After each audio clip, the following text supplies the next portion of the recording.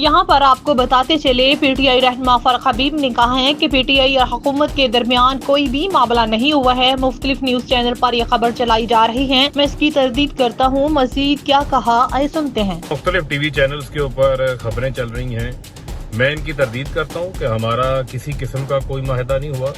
हमारा आज भी वही मुतालबा है कि हम जो है फौरी इंतखाबात चाहते हैं, साफ और शफाफ इंतखाबात चाहते हैं।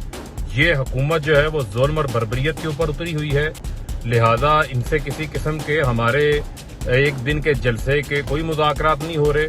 मैं इनकी तरदीद करता हूँ इन तमाम खबरों की, और हम पुरअमन धरना देना चाहते हैं श्रीनगर हाईवे के ऊपर।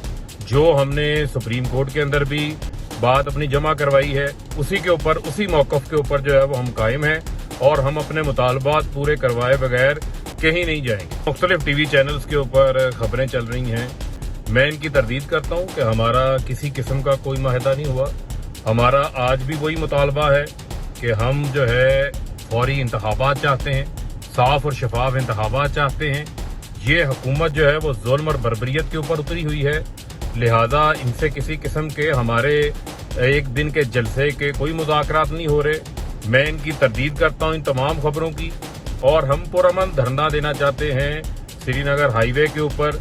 जो हमने सुप्रीम कोर्ट के अंदर भी बात अपनी जमा करवाई है, उसी के ऊपर, उसी मौक़िफ़ के ऊपर जो है वो हम कायम हैं, और हम अपने मुतालबात पूरे करवाए बगैर कहीं नहीं जाएंगे।